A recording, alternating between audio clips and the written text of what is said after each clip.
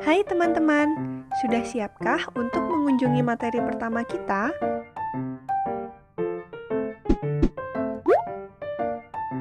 Belanja baju, sepatu, skincare, dan lain-lain memang paling tepat saat ada diskon. Terkadang kita menjumpai kondisi di mana kita harus menghitung diskon dan membandingkan harga setelah diskon dengan cepat. Atau membandingkan dua baju yang kita sukai dengan harga dan diskon yang mirip.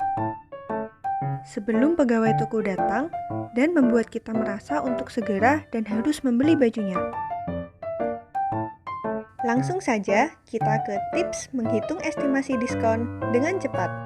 Pertama-tama, kalian harus mengetahui mengenai dua tipe diskon. Tipe A, yaitu jika harga mengandung lebih dari satu digit bukan nol, maka menghitung diskonnya menggunakan cara manual. Contoh harga yang menggunakan penghitungan tipe A ini adalah sebagai berikut. Pada 27.000, terdapat dua digit bukan nol, yaitu 2 dan 7. Pada 340.000, terdapat dua digit bukan nol, yaitu 3 dan 4. Begitu pula pada 12 juta yang terdapat lebih dari satu digit bukan nol, yaitu 1 dan 2. Selanjutnya adalah tipe B, yaitu jika harga mengandung satu digit bukan nol, maka langsung dikalikan dengan selisih diskonnya. Yang dimaksud adalah 100% dikurangi besar diskonnya. Contohnya adalah 90.000, 200.000, dan 3 juta yang masing-masing hanya mengandung satu digit bukan nol, yaitu 9, 2, dan 3. Mari kita mulai dengan cara penggunaan tipe A. Di sini ada barang seharga 317.000 dengan lebih dari satu digit bukan nol, yaitu 3, 1, dan 7, dan diskonnya adalah 20%. Karena jika menghitung menggunakan angka 317 akan sulit, kita bisa membulatkannya menjadi 320. Mungkin untuk mempermudah bisa kita bulatkan lagi menjadi 300, tetapi nantinya estimasi yang didapatkan akan lebih tidak akurat.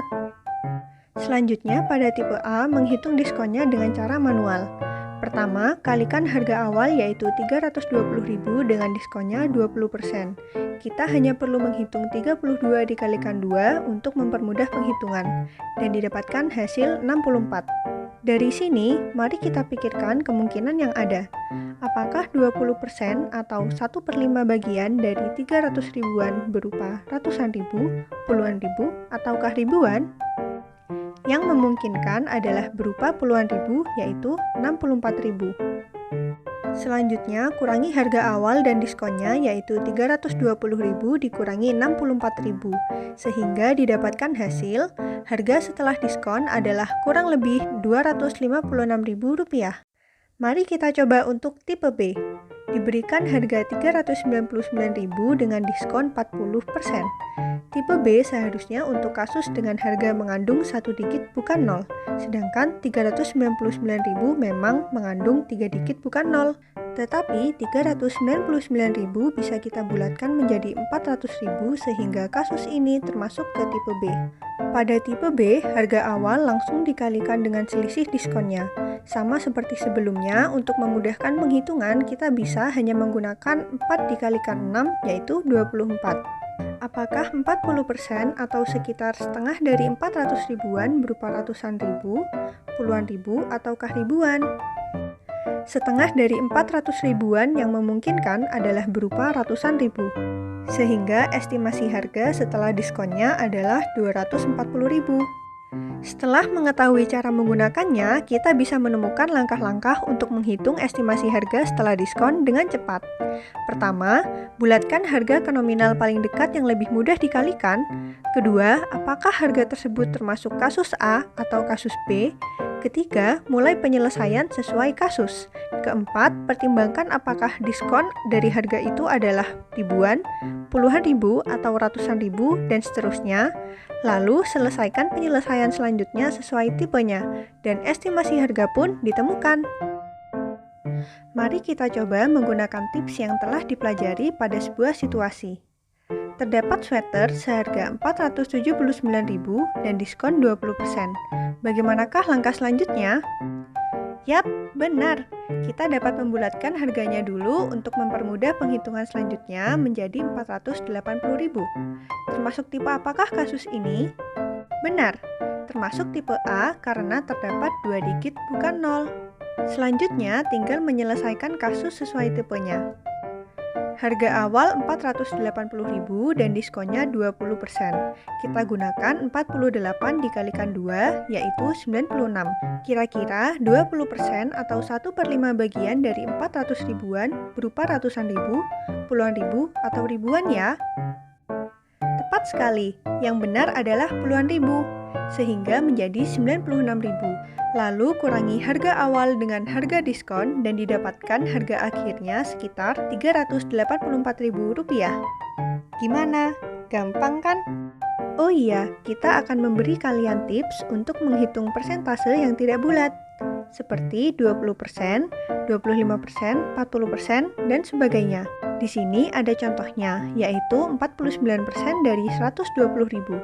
Mungkin terlihat susah untuk mengalihkan 49 dengan 12, sehingga kita bisa membuat 49 menjadi 50 dikurangi 1, lalu hitung 50% dari 120.000 dan 1% dari 120.000 secara terpisah. Kurangi hasilnya, yaitu 60.000 dikurangi 1.200 dan didapatkan hasil 58.800. Contoh lainnya adalah 22% dari 120.000. Kita bisa modifikasi 22 menjadi 20 ditambah 2. Lalu menghitung 20% dan 2% dari 120.000 secara terpisah, jumlahkan hasilnya, dan didapatkan hasil 26.400.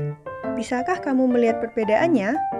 Jika persentasenya dikurangi, maka masing-masing persentasenya juga dikurangi. Jika persentasenya ditambah, maka masing-masing persentasenya juga ditambah. Semoga kamu tidak takut lagi untuk menghitung persentase yang tidak bulat ya. Tips lainnya adalah perbedaan nilai dari diskon yang jika dijumlahkan sama. Contohnya ada 50%, 30% ditambah 20%, dan 10% ditambah 40%. Ketiga diskon ini jika dijumlahkan sama-sama 50%, tetapi akan didapatkan hasil yang berbeda. Diskon yang paling besar yaitu 50%, selanjutnya 30% ditambah 20%, dan yang paling kecil 10% ditambah 40%. Dari sini bisa kita dapatkan kesimpulan untuk digunakan jika bertemu dengan diskon semacam ini di mall. Bahwa jika jumlah diskonnya sama, maka lebih baik yang tidak ada plus diskonnya. Lalu, jika keduanya ada plus diskonnya, maka lebih baik yang diskon awalnya lebih besar. Coba carilah harga barang secara acak dan estimasikan harga akhir dengan cepat. Jangan lupakan langkah-langkah yang sudah kita terapkan. Bahkan, kamu dapat menghitungnya tanpa menggunakan kalkulator atau oret-oretan jika sudah terbiasa. Selamat mencoba! Sampai di sini topik cara menghitung estimasi diskon dengan cepat. Sampai jumpa di topik berikutnya dengan tips matematika untuk memudahkan hal-hal kecil di kehidupan sehari-harimu. Jangan lupa untuk berlatih dan menerapkannya ya. Semoga matematika dapat membantumu.